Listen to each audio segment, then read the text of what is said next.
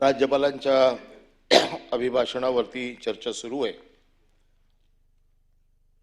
सोमवारी ज्यावेळी राज्यपालांनी आपल्या सरकारचं जो रोडमॅप असतो तो साधारण अभिभाषणातनं दिसत असतो आणि जसं आता शिवाजी गर्जे साहेबांनी सांगितलं की अभिभाषण हे आरसा असतो। नको स्पिरिट घेतो पण ते स्पिरिट स्पिरिट स्पिरिट स्पिरिट कशा कशात असतं। हा तर हे अभिभाषण ज्या वेळेला मी वाचलं त्यावेळेला मी विचार करत होतो की नेमकं अरे वा अभिभाषणामध्ये तर असं काही लिहिलेलं आहे तर मग त्याच्यातल्या काही गोष्टी आता पुढे काय सरकार करणार आहे म्हणून मग मी मागचं भाषण काढलं मागच्या वर्षीचं आणि मग सगळे मुद्दे बघितले एकमेकाशी काय कसे जोडतायत ते आणि एक संकल्प चित्र म्हणजे व्हिज्युअलायझेशन ज्याला म्हणतात की काय असू शकतो महाराष्ट्र म्हणजे राज्यपालांसारखा एवढा मोठा महान व्यक्तिमत्व असं खोटं तर कसं बोलू शकते असं चुकीचं तर कसं लिहू शकते म्हणून मी मागचं पण वाचलं आणि हे पण वाचलं आणि एक संकल्प चित्र माझ्या डोळ्यासमोर उभं राहिलं की कसा महाराष्ट्र मागच्या वेळेला त्यांनी सांगितला की माझा ह्या वर्षामध्ये महाराष्ट्र कसा होणार आहे आणि ह्या वर्षात महाराष्ट्र कसा असेल महाराष्ट्राची अस्मिता कशी जपली जाईल आणि महाराष्ट्राची अस्मिता जपताना काय काय आम्ही काळजी घेऊ महाराष्ट्राचा विकास कसा करू या सगळ्या गोष्टी मागच्या राज्यपालांच्या अभिभाषणात होत्या या अभिभाषणात पण आहेत आणि म्हणून मग ते संकल्प चित्र बघत असताना मला असं वाटलं अरे या अभिभाषणावरती आपण आनंद व्यक्त केला पाहिजे। एवढं थोर व्यक्तिमत्व ज्या वेळेला एखादी गोष्ट सांगतं याचा अर्थ ती खरी असेल आणि ज्या वेळेला इथे येतो आणि मग ह्या सगळ्यांची भाषणं ऐकतो वृत्तपत्र वाचतो मग माझ्या मनात प्रश्न पडतो की खरं काय याच्यातलं राज्यपालांनी सांगितलेलं खरं आहे का वृत्तपत्र बोलतोय ते खरं आहे का जे काय समाजामध्ये आम्ही बघतोय दररोज ते खरं आहे। वृत्तपत्र देखील एक लोकशाहीचा स्तंभ आहे ते देखील बातम्या देते आपण देखील एक लोकशाहीचा स्तंभ आहोत ज्युडिशरी देखील एक लोकशाहीचा स्तंभ आहे मग ह्या स्तंभातले प्रतिनिधी हे खरे आहेत का राज्यपाल बोलतायत ते खरं आहे माझ्या मनासमोर फार प्रश्न निर्माण झाला आणि म्हणून मग काही ठराविक मुद्दे जे मी वाचले की महाराष्ट्र शासन माझं राज्य जनतेची सेवा करताना राजमाता जिजाऊ छत्रपती शिवाजी महाराज बाबासाहेब आंबेडकर भगवान हे सगळ्यांची आपण महान नेत्यांची समाज सुधारका आणि काल जाऊन छावा बघितला ते छत्रपती संभाजी महाराज कुठे गेले संभाजी महाराजांना विसरले छावा पिक्चरला पूर्ण महाराष्ट्र शासनाने काल सगळ्यांना दाखवला आमदारांना आणि राज्यपालांच्या अभिभाषणामध्ये संभाजी महाराज विसरले। उपमुख्यमंत्र्यांनी त्या दिवशी येऊन संभाजी महाराजांच्या बद्दल बऱ्याचशा गोष्टी सांगितल्या छत्रपती शिवाजी महाराजांबद्दल इथे तुम्ही लिहिलेलं आहे की त्यांचा मान सन्मान त्यांचं महान कार्य आणि जो कोरडकर त्यांचा अपमान करतोय जो सोलापूरकर त्यांचा अपमान करतोय यांच्या बाबतीत तुमच्या सरकारची हिंमत नाहीये की त्यांच्यावरती कारवाई करायची त्यांना तुम्ही वाचवताय आणि राज्यपालांना चुकीची माहिती देताय। राज्यपालांचा विश्वासघात करते सरकार राज्यपालांना चुकीची माहिती देते आणि म्हणून ते सांगतायत की माझं सरकार असं करतंय। संभाजी महाराजांसारख्या थोर ज्यांनी इतिहास घडवला त्यांना तुम्ही विसरताय आणि परवाच्या दिवशी सांगितलं की संभाजी महाराज असे होते संभाजी महाराज तसे होते संभाजी महाराजांचे हाल केले संभाजी महाराजांचे डोळे काढले त्यांना सांगितलं धर्म बदला नाही तर तुमचे डोळे काढून टाकू त्यांचे हात छाटले त्यांचे पाय छाटले लोखंडी सळ्या त्यांच्या डोळ्यात घातल्या का तर धर्म बदलावा म्हणून आणि त्या संभाजी महाराजांनी शेवटपर्यंत धर्म बदलला नाही ते आपल्या सगळ्या मतांवरती ठाम राहिले कुठल्याही दबावाला बळी पडले नाही छळ झाला आणि आम्हाला सांगतोय कोण आहे संभाजी महाराजांचा विचार वारसा जर कोणी चालवला असेल तर छावा बघा, मला पण बघा. त्यांना धर्म बदलावा म्हणून त्यांचा छळ झाला, माझा पक्ष बदलावा म्हणून छळ झाला. ईडीची नोटीस, ईडीची कारवाई, सीबीआय, इन्कम टॅक्स, एनआय टाकलं नाही ना. मी पण तेवढंच कडक आहे ना. ते राऊत साहेब गेले, ते थोडे कच्चे निघाले, मी तुम्हाला पुरून उरलो. वाक्य ठेवायचं रेकॉर्डवर, पण वाक्य ठेवायचं हे रेकॉर्डवर. नाही, रेकॉर्डवर का ठेवायचंय? आहे वाक्य. काय चुकीचं बोललो मी? माझ्यावरती अनन्य अत्याचार झालेले आहेत, मी सगळं भोगलेलं आहे. पण मी देखील त्यांचा वारसा जपणार आहे. त्यांच्या वारशावरती बोलण्याचा हक्क आहे मला. आणि मी देखील माझा पक्ष बदलला नाही याचा मला अभिमान आहे. त्या छत्रपतींचं नाव तुमचं इकडे असायला पाहिजे होतं. तुम्ही छत्रपतींना विसरले. आणि आम्हाला सांगतायत कोण? ज्याला जरा हुल दिली ते सगळे गेले तिकडे निघून. ते आम्हाला इकडून सांगतायत छत्रपतींचा वारसा.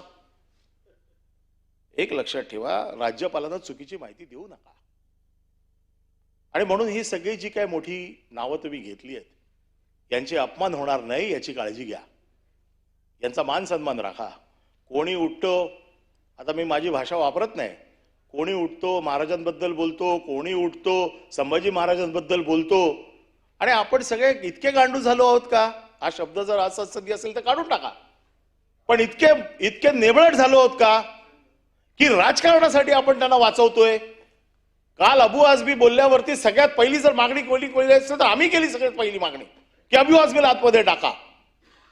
मी केली मागणी. आपल्या दैवतावरती जर कोणी येत असेल तर त्या दैवताला बिलकुल सोडता कामा नये. मग तिकडे राजकीय पक्ष, राजकारण हे सगळं बाजूला ठेवून आपण सगळे एक झालो पाहिजे, ही भावना या सभागृहाची असली पाहिजे. पण आपण काय बघतो? राजकारण बघतो. आपण काय बघतो? त्याची जात कुठली आहे, तो कोण आहे. अरे ज्या राहुल सोलापूरकर रे महाराजांबद्दल एवढं घाणेरडं बोलला, जो लाच देऊन महाराज सुटले, त्याला आपण पुणे सांस्कृतिक मंडळाचा सदस्य बनवतो. कुठलं राजकारण आहे? शर्मेची गोष्ट आहे आपल्यासाठी ही की ज्या राहुल सोलापूरकर रे महाराजांबद्दल इतकं चुकीचं बोललाय, कुठले पुरावे त्याने दिले? त्याच्याबद्दल आपण ज्या वेळेला बोलतो त्यावेळेला सरकार म्हणून आपण आपली जबाबदारी दे. एक तरी मंत्री उठला का राहुल सोलापूरकरला आतमध्ये टाका? नाही, तुम्ही मंत्री नाही आहेत ना, आणि तुम्हाला करणार पण नाहीत ते. आयुष्यभर मावळे राहा. जय भवानी जय शिवाजी. पण महत्वाचं लक्षात ठेवा की राजकारणाच्या व्यतिरिक्त देखील महाराष्ट्राची अस्मिता जपायची असेल, महाराष्ट्रातल्या या महान नेत्यांचं जर महत्व कमी करायचं नसेल तर सगळं राजकारण बाजूला ठेवून आपण संपूर्ण सभागृह हे एक असलं पाहिजे. तुम्ही नेहमी अपेक्षा करता ना की विरोधी पक्षाने सहाय्य करायला पाहिजे. आम्ही तुमच्या बरोबर आहोत, पण सरकारने देखील कठोर भूमिका घेतली पाहिजे. इथे वेळ मारून देण्याची भूमिका घेऊ नका. कोरटकरला जामीन झाला, अपील का नाही केलं? आजपर्यंत अपील केलेलं नाहीये. आणि सरकार जर उभं राहिलं असतं तर 100% कोरटकरला आतमध्ये टाकू शकलं असतं. कोरटकरला वाचवण्यामध्ये काय इंटरेस्ट आहे? आपण म्हणता तो चिल्लर आहे. अरे तो चिल्लर आहे, त्याची हिंमत कशी झाली? चिल्लर असताना त्याची हिंमत कशी होते महाराजांबद्दल बोलायची? त्याला बिलकुल कुठल्या पद्धतीने त्याला माफ करता कामा नये. आणि म्हणून या महाराजांबद्दल बोलताना आपल्याला ह्या सगळ्या सभागृहाला एकत्र असलं पाहिजे अशी माझी भावना आहे. नंतरचा आपला मुद्दा आहे महाराष्ट्र कर्नाटक सीमावाद. हा तर गेले कित्येक वर्षाचा प्रश्न आपला पडलेला आहे. मी देखील याच्यात भरडलेला एक कार्यकर्ता आहे. कर्नाटकी पोलिसांचा मार खाल्लेला कार्यकर्ता आहे. भुजबळांच्या नेतृत्वाखाली ज्या वेळेला शिंदे साहेब पण होते, ज्या वेळेला पोलिसांनी आम्हाला तुडवलाय, त्याच्यातला मी एक कार्यकर्ता आहे. परंतु हे संकल्पचित्र जे बघतोय, या संकल्पचित्रामध्ये काय बघतोय की महाराष्ट्र सरकारचं दिल्ली दरबारी एवढं वजन आहे की कर्नाटकला केंद्र सरकारने झोडपून काढलाय. आणि बेळगावचा मराठी माणूस ताठ मानेने चालत चाललाय आणि कर्नाटकी पोलीस त्याला सॅल्यूट मारतोय. असं संकल्पचित्र या पुस्तकातनं माझं तयार झालेलं आहे. वस्तुस्थिती आहे का? नाही. वस्तुस्थिती काय आहे? मराठी माणसाला दररोज झोडतायत, मराठी माणसाला मराठी बोलता येत नाहीये, मराठी माणूस तिथे मराठी आहे असं बोलू शकत नाही, ही वस्तुस्थिती आहे.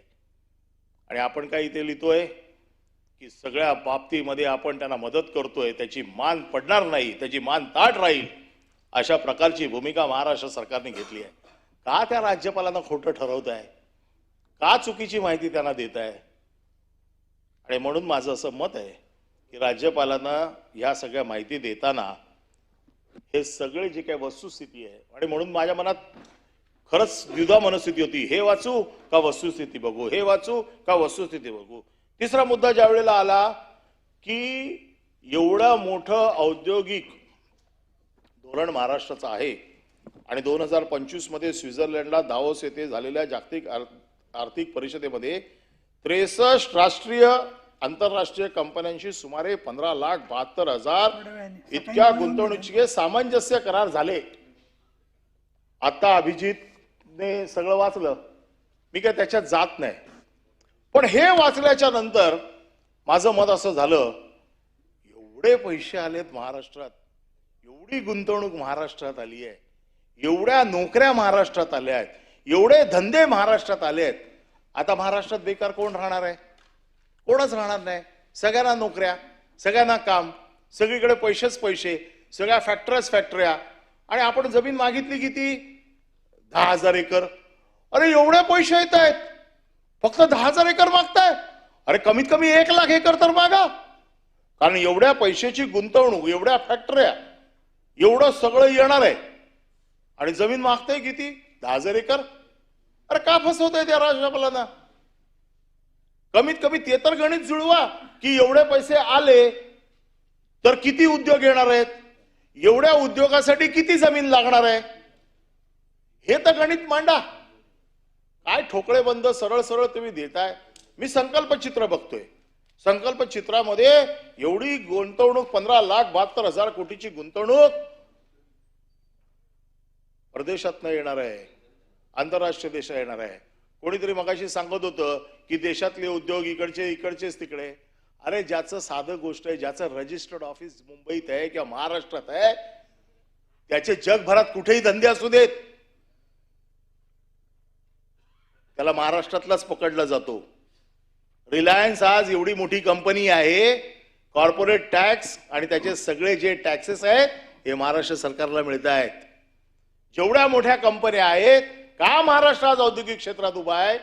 जरी त्यांच्या कंपन्या बाहेर असल्या तरी त्यांची रजिस्टर्ड ऑफिस महाराष्ट्रात आहेत, आणि म्हणून त्यांना हे सगळे तुम्ही किती किती सांगतायत. जसं त्याने सांगितलं की बाळाचं नाव दुसऱ्याच्या घरात ठेवायला गेले, खडसे साहेबांनी सांगितलं गर्भधारणा इथे झाली, डिलिव्हरीला तिकडे गेले. खडसे साहेब सांगून गेले मला हे वाक्य बोल म्हणून. अरे नाही, खडसे साहेब मला सांगून गेले जाताना की हे बोलायचं आहे म्हणून. आता शेवटी एवढे नेते मोठे आहेत माझे, मला सांगितलं तर मला ऐकायला पाहिजे त्यांचं. पण जर तुम्ही एवढे उद्योग, एवढा पैसा तुम्ही आणलेला आहे, हाच पैसा मागच्या वर्षी दावोसमधनं पण आणला, बरोबर आहे? मागच्या वर्षात दावोसमधनं किती पैसे आणले? मागच्या वर्षात देखील दावोसमधनं जवळपास एवढीच गुंतवणूक आणली. मागच्या वर्षात 1,37,000 कोटी, या वेळेला 15,72,000 कोटी. मग मागच्या वेळेला जर एवढे पैसे आले, त्याच्या फॅक्टऱ्या लागल्या असतील ना कुठेतरी, त्याच्या नोकऱ्या मिळाल्या असतील ना कुठेतरी, त्याचे सगळे उद्योग होऊन महाराष्ट्र आर्थिकदृष्ट्या समृद्ध झालेला असेल, हे माझं संकल्पचित्र आहे. वस्तुस्थिती आहे का तशी? वस्तुस्थिती तशी नाही आहे. वस्तुस्थिती हा अभिजित उगीच काहीतरी सांगतोय, पत्रकार काही लिहितायत. खरं यांच्यावरती तुम्ही सगळ्या विरोधी पक्षावरती तुम्ही कारवाई करायला पाहिजे की तुम्ही चुकीचं बोलताय म्हणून. एवढा मोठा महाराष्ट्राचा कारभार, एवढे हजारो करोड रुपये येत आहेत महाराष्ट्रात, आणि तरी महाराष्ट्रामध्ये दारिद्र्य आहे, महाराष्ट्रामध्ये बेरोजगारी आहे, महाराष्ट्रामध्ये लोकांना काम नाही आहे. हे काय चाललंय? का राज्यपालांना फसवताय? दरवर्षी फसवताय. मागच्या वर्षीचे देखील आकडे मी बघितलेत जे माझ्याकडे आता इथे आहेत. मग महाराष्ट्राच्या राज्यपालांना तुम्ही जे काही लिहून देताय ते खरोखर द्या काहीतरी लिहून. जे लिहून देत आहे त्याच्या जो काय हे आहे, आता ह्याच्यामध्ये तुम्ही सगळं म्हणजे मी काय तर सगळ्या गोष्टी जात नाही, साध्या साध्या गोष्टीमध्ये तुम्ही राज्यपालांना फसवलेलं आहे.